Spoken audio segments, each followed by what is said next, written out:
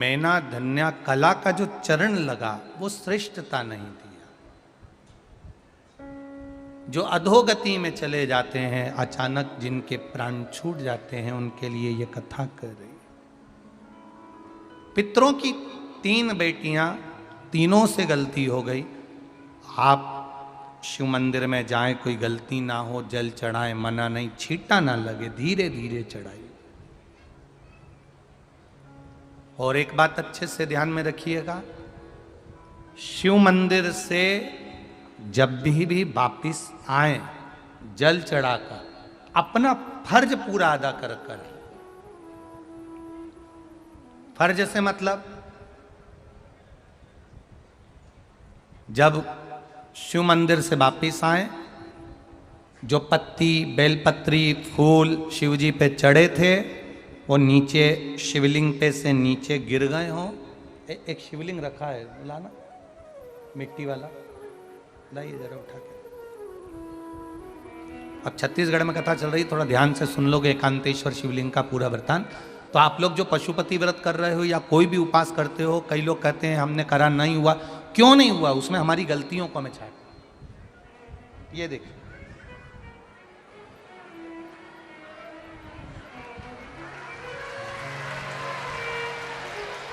अब जैसे ये शिवलिंग रखा है, आपने जल चढ़ाया।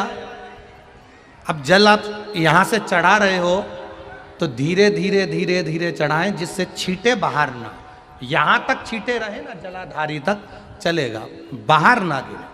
और एक बात का स्मरण रहे,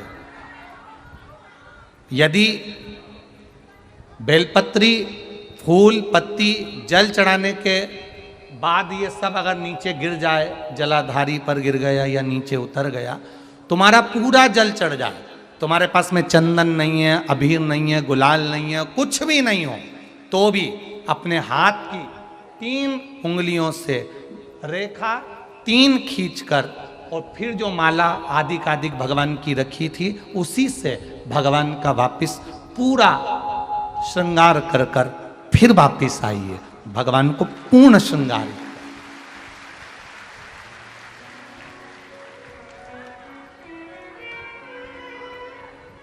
भगवान का पूर्ण श्रृंगार कर कर आइए। कई लोग जल चढ़ाने के बाद में भगवान का जो फूल पत्ती नीचे रखी रहती है, हम ये नहीं कह रहे कि आप अपने घर से लेकर जाओ, आपके पास में कुछ नहीं, 1 लोटा जल चढ़ाओ। जल चढ़ाया, जो फूल पत्ती नीचे रखी हुई है उसी को उठाकर, उसको रखकर, उसी फूल से भगवान का खूब सुंदर श्रृंगार भगवान का कर कर फिर आइए। क्यों? शिव का जब हम श्रृंगार कर कर आते हैं, माता पार्वती जी ने देव अधिदेव महादेव का श्रृंगार किया है, आप लोगों के स्मरण में होगा।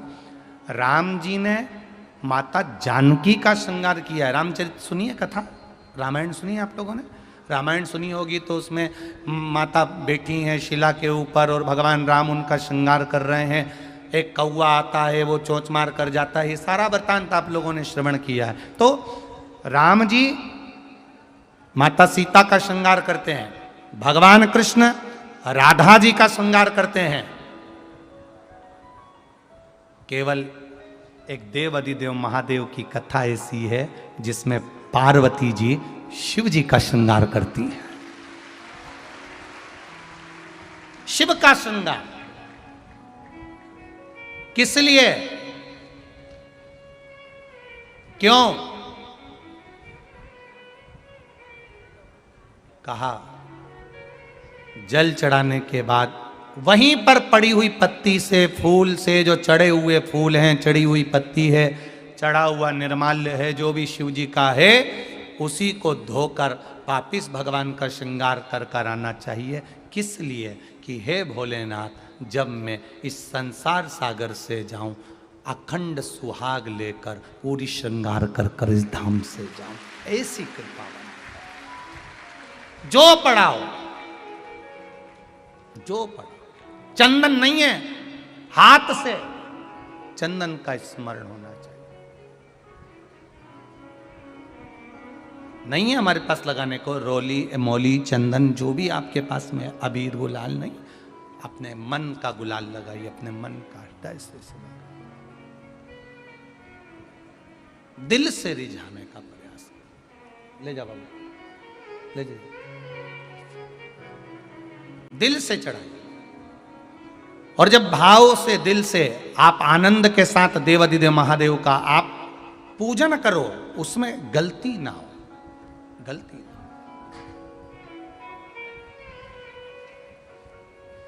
देखिए, पितरों की 3 बेटियों को श्राप लग गया।